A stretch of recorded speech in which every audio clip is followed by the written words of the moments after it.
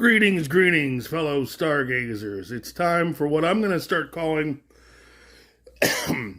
a series of Tuttle bone molts. Little reviews, little videos where I don't have a ton to say, but I'm going to say it anyway, right?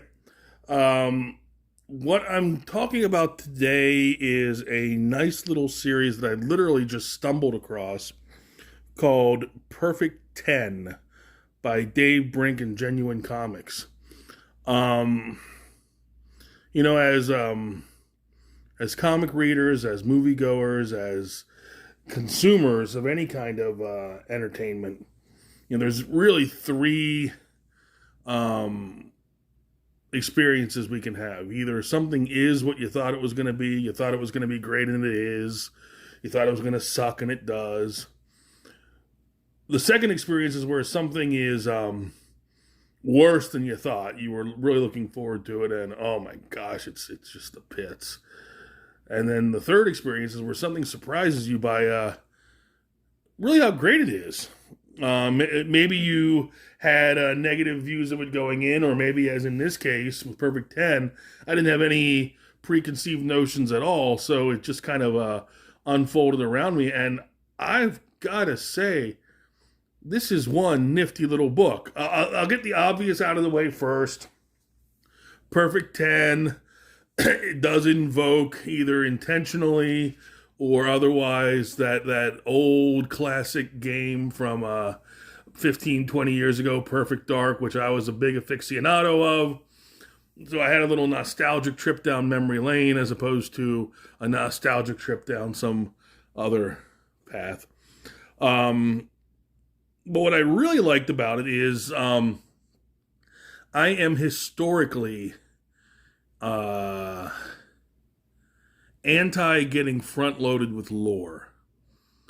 I like lore to unfold in dribs and drabs. I like my lore to unfold organically. I can't stand getting front loaded with lore and being bogged down with, these enormous scrolls you see in front of a movie, or, an entire page and a half of what has previously happened. Perfect 10 gave me what I needed to know, when I needed to know it. The exposition never slowed down the action once.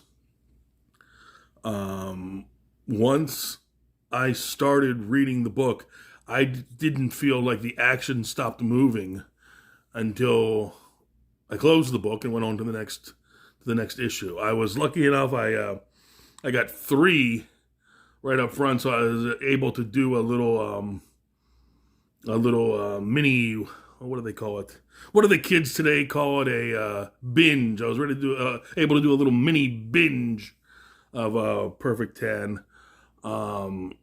And it was enough to catch me and hook me and reel me in. So I will be checking out Genuine Comics in general, and Perfect 10 in particular as we go forward. But as I say, it's a bone malt.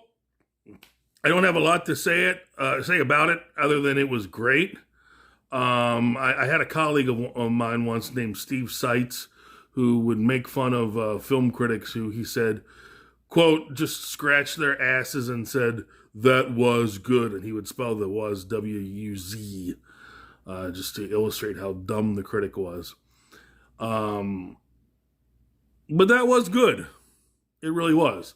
So no Baudelaire quotes today, no comparisons to the fall and redemption of mankind, no sobbing over the infinite injustice of our life on this hellish landscape. Today, just a bone malt saying, if you're looking for a good time, call Tuttle. No, I'm just kidding. If you're looking for a good time and you've got some dollars in your pocket, you could do a lot worse than to pick up Perfect 10. Fun read. And until then, remember, Tuttle loves you.